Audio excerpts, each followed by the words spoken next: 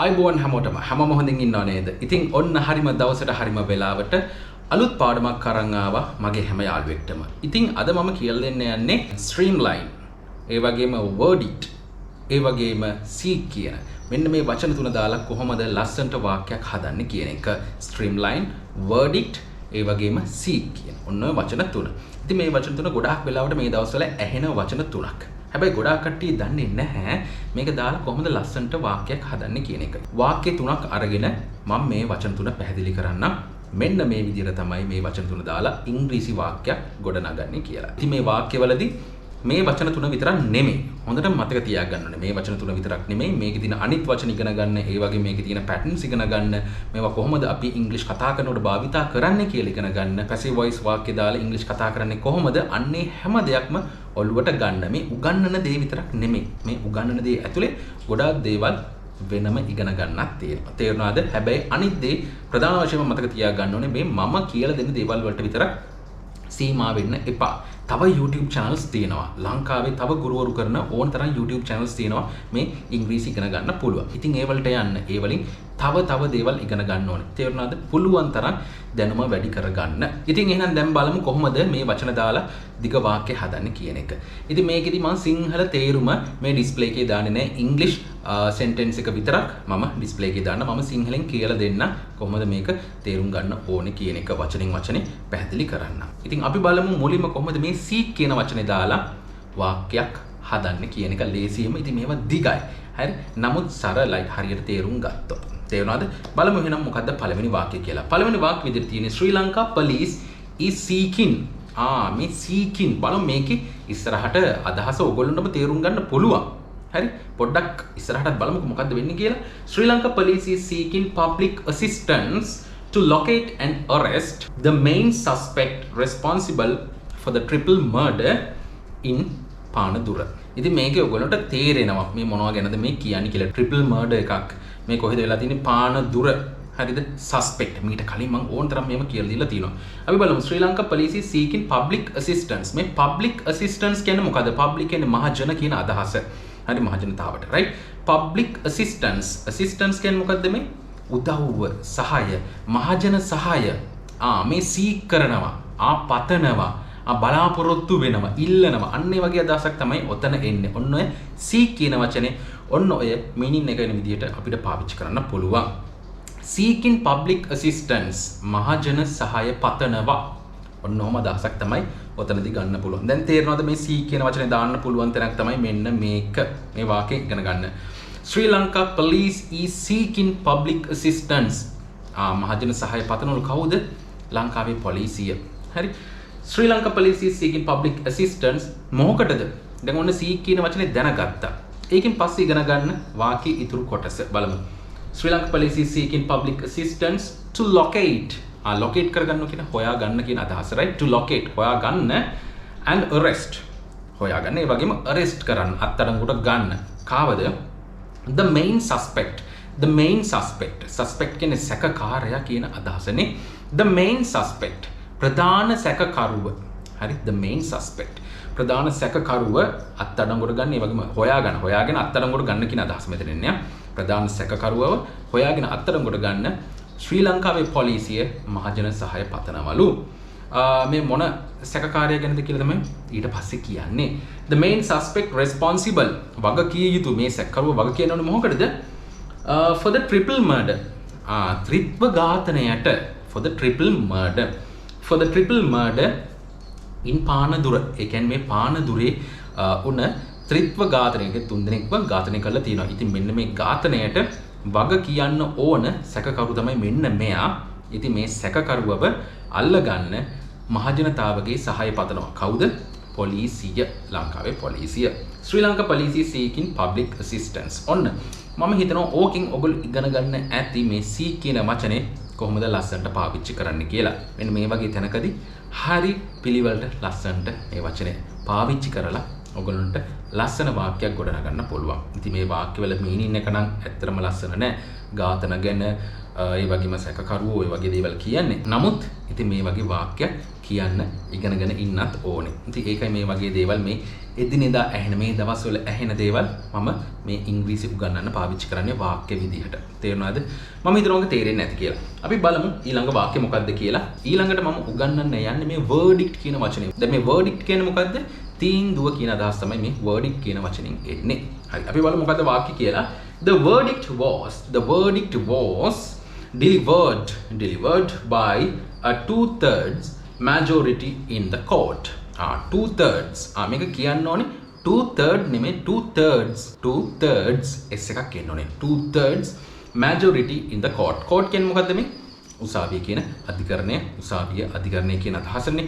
2/3 majority 3/2ක බහුතරය කියන අදහස. majority minority සුළුතරය. දැන් මෙතන තියෙන්නේ majority නේ. 2/3 majority in the court. ඒ කියන්නේ අධිකරණයේ 3/2ක බහුතරය. මොකද්ද දුන්නේ? The verdict was delivered. The verdict ඒ කියන්නේ තීන්දුව. The verdict ඉගෙන ගන්න වචනේ the verdict තීන්දුව was delivered. මේ deliver කියන වචනේ තේරුම මොකද්ද? දැන් deliver කරනවා කියන එකේ ඔයගොල්ලෝ දන්නවා එක තේරුම් තියෙනවනේ නේ. මොකක් හරි ඔයගොල්ලන්ගේ document එකක් deliver කරන්න ඕනේ. ඉතින් මේ deliver කරනවා කියන බෙදා හරිනවා. ඒ වගේ අදහසක් තියෙනවා. හරි. නමුත් මෙතන deliver කරනවා කියන්නේ දැන් ඔයගොල්ලෝ අහලා ඇති speech එකක් deliver කරනවා. speech එකක් දෙනවා කියන අදහසනේ. දැන් මෙතන තියෙන්නේ දෙනවා කියන අදහසක් එන්නේ. The verdict was delivered. තීන්දුව දුන්නා. ඉතින් මේ කොහොමද මේ passive voice උනේ? බලන්න. The verdict. ඉතින් මෙතන කරපු කෙනා නෑනේ. The verdict කියන්නේ තීන්දුව දුන්නා. තීන්දුව දුන්නා. The verdict was delivered. තේරුණාද මේ passive voice තියෙන්නේ? හරි. The verdict was delivered. අපි කියමුකෝ principal විසින් තීන්දුව දුන්නා. The verdict was delivered by the principal. ඔන්නම කියන්න පුළුවන්. මෙතන තියෙන්නේ the verdict was delivered by a 2/3 majority in the court. ඉතින් මේකේ සරල තේරුම වෙන්නේ මොකද්ද? ඒ කියන්නේ 3/2ක බහුතරයෙන් මේ තීන්දුව දුන්නා. කියන්නේ තීන්දුව ලබා දුන්නා කියන එක. The verdict was delivered by a 2/3 majority in the court. ඉතින් මම හිතනවා ඕකත් තේරෙන්නේ නැති කියලා.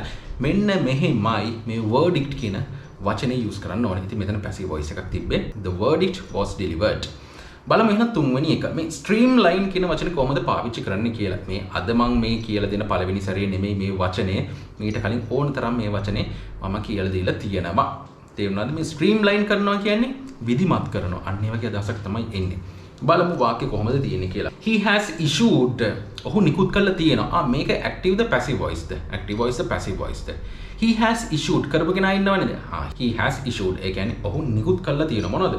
He has issued instructions.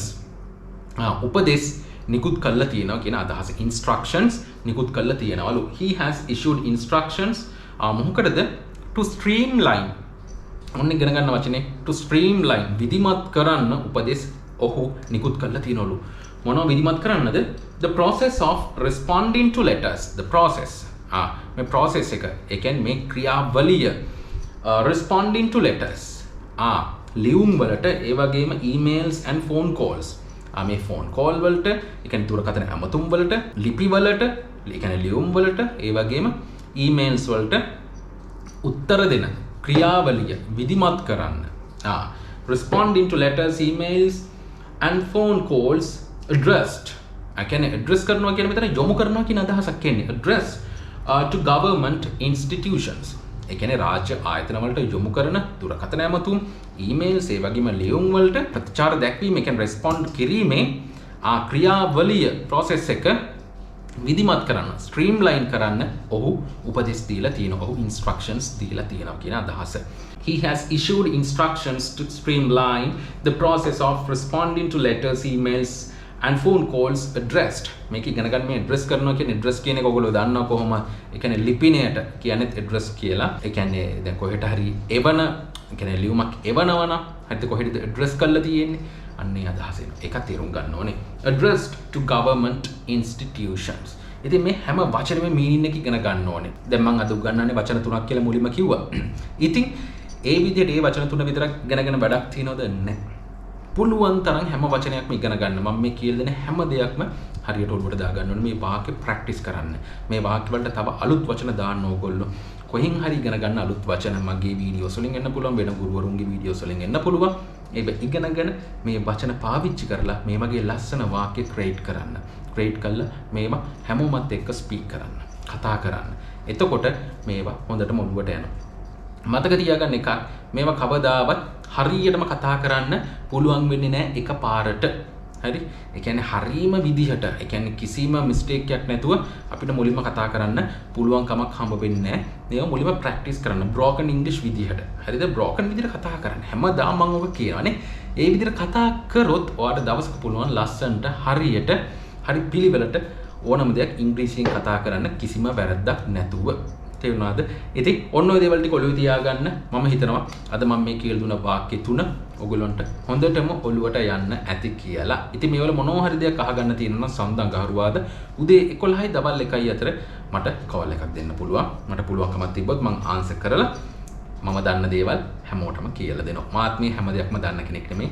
හැම දෙයක්ම හැමදාම පොඩියට හරි ඉගෙන ගන්න try කරන කෙනෙක්. තේරුණාද? අනිත් දේ මගේ නංගිගේ YouTube channel එක තියෙනවා Real Start Kids. ඉතින් තමන්ගේ පුංචි දරුවට ඉංග්‍රීසි ගෙදර ඉඳන්ම ඒ channel එක පාවිච්චි කරලා කියලා දෙන්න පුළුවන් දෙමව්පියන්ට. ඒ වගේම පුංචි දරුවන්ට විතරක් නෙමෙයි වැඩි හිටියන්ට උනත් ඒ channel එකෙන් ගොඩාක් දේවල් ඉගෙන ගන්න පුළුවන්. යන්නේ channel එකටත් Real Start Kids. ඉතින් ඔය මතක් කිරීම හැම දෙයක්ම කළේ මගේ හැම යාළුවෙක්ටම ඒ වගේම අද එකතු වෙන අලුත් යාළුවෙක්ට. ප්‍රධානම දේ තමයි ඉංග්‍රීසි කතා කරන්න ඉගෙන ගන්න ඕන නම් කොච්චරවා පන්ති ගියත් වැඩක් නැහැ, කොච්චර ඉංග්‍රීසි වීඩියෝස් බැලුවත් වැඩක් නැහැ, මොනවා කරත් වැඩක් නැහැ. තමන් කට ඇරලා කතා කරන්නේ නැත්තම්, වැරදි කතා කරන්නේ නැත්තම්. තේරුණාද? ගොඩාක් කට්ටිය ඉංග්‍රීසි පන්ති යනවා. මගේ පන්ති එනවා. නමුත් මම කියන්නේ කොහේ පන්ති ගියත් මගේ පන්ති ආවත් අඩුම ගානේ දවසකට පැය දෙකක්වත් ඉංග්‍රීසි වලට වෙන් කරගන්න ඔයාලට බැරි නම් ඔයාලට මේක කරගන්න බෑ. හරි? මේක හරි ලේසි. නමුත් තමන්ගේ කැපවීම අනිවාර්යයෙන්ම තියෙන්න ඕනේ. පුළුවන් තරම් ප්‍රැක්ටිස් කරන්න. පුළුවන් තරම් වැරදි ප්‍රැක්ටිස් කරන්න. ඒකයි මම මේ එකම දේ හැමතිස්සෙම කියන්නේ. මොකද ඔයා මේ දේ කරන්නේ නැත්නම් මොනවා කළත් තේරුමක් වෙන්නේ නැහැ. හැමදාම ප්‍රැක්ටිස් කරන්න, වැරදි ප්‍රැක්ටිස් කරන්න. දවසක අනිවාර්යයෙන්ම හැමෝටම ගොඩ යන්න පුළුවන්. හොඳට ඉංග්‍රීසි කතා කරන්න පුළුවන්. ලබන සතියේ අලුත් පාඩමකින් හම්බ වෙමු. හැබැයි මේ හම්බ වෙනකන් මගේ හැම යාළුවෙක්ම, හැම දරුවෙක්ම, හැම වැඩිහිටියෙක්ම වෙනදටත් වැඩිය ගොඩක් පරිස්සමින් ඉන්නවනේ.